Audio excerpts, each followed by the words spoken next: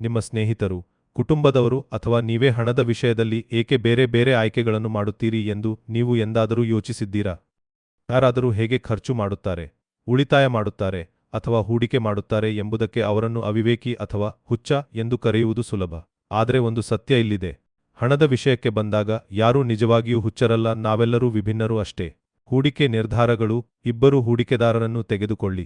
ಒಬ್ಬರು 2008ರ ಆರ್ಥಿಕ ಬಿಕ್ಕಟ್ಟಿನ ನಂತರ ಹೂಡಿಕೆ ಮಾಡಲು ಪ್ರಾರಂಭಿಸಿದರು ಮತ್ತು ಮಾರುಕಟ್ಟೆ ಪುಟಿದೇಳುವುದನ್ನು ನೋಡಿದರು. ಇನ್ನೊಬ್ಬರು ಮಾರುಕಟ್ಟೆ ಕುಸಿತದ ಸಮಯದಲ್ಲಿ ಪ್ರಾರಂಭಿಸಿ ದೊಡ್ಡ ನಷ್ಟವನ್ನು ಕಂಡರು.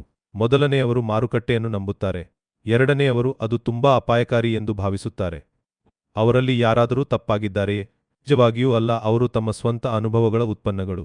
ಖರ್ಚು ಮಾಡುವುದು ಮತ್ತು ಉಳಿತಾಯ ಮಾಡುವುದು. ತಮ್ಮ ಸ್ವಂತ ಹಣವನ್ನು ಗಳಿಸುವ ಯುವಕನು ತನ್ನ ಕುಟುಂಬಕ್ಕೆ ಬೆಳೆಯುವಾಗ ಕೈಗೆಟುಕದ ವಸ್ತುಗಳ ಮೇಲೆ ದುಂದುವೆಚ್ಚ ಮಾಡಬಹುದು. ಆವಾಗಲೂ ಸಾಕಷ್ಟು ಹಣ ಹೊಂದಿರುವ ಇನ್ನೊಬ್ಬ ವ್ಯಕ್ತಿಯು ಹೆಚ್ಚು ಖರ್ಚು ಮಾಡುವ ಅಗತ್ಯವನ್ನು ಕಾಣದಿರಬಹುದು.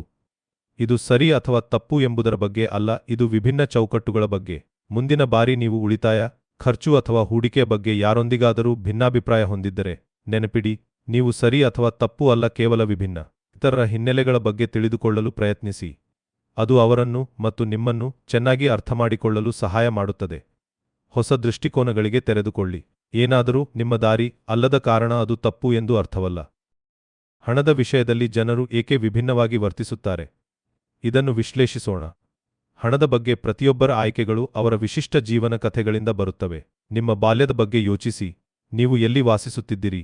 ನಿಮ್ಮ ಪೋಷಕರು ಹಣದ ಬಗ್ಗೆ ಏನು ಮಾಡಿದರು? ನಿಮ್ಮ ಮೊದಲ ಉದ್ಯೋಗ? ಈ ಅನುಭವಗಳು ನಿಮಗೆ ಏನು ಗೊತ್ತು ಎಂಬುದನ್ನು ಮಾತ್ರವಲ್ಲ, ಹಣದ ಬಗ್ಗೆ ನೀವು ಹೇಗೆ ಭಾವಿಸುತ್ತೀರಿ ಎಂಬುದನ್ನು ಸಹ ರೂಪಿಸುತ್ತವೆ. ದೈನಂದಿನ ಉದಾಹರಣೆಗಳು. ಬಾಲ್ಯದ ಅನುಭವಗಳು. ಇಬ್ಬರು ವ್ಯಕ್ತಿಗಳನ್ನು ಕಲ್ಪಿಸಿಕೊಳ್ಳಿ.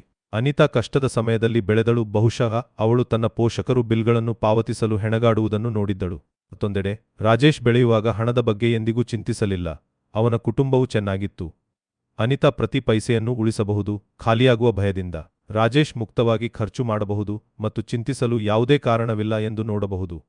ಯಾರೂ ಮೂರ್ಖ ಅಲ್ಲ, ಅವರ ಕ್ರಿಯೆಗಳು ಅವರು ಬದುಕಿದ ವಿಷಯಕ್ಕೆ ಪರಿಪೂರ್ಣ ಅರ್ಥವನ್ನು ನೀಡುತ್ತವೆ.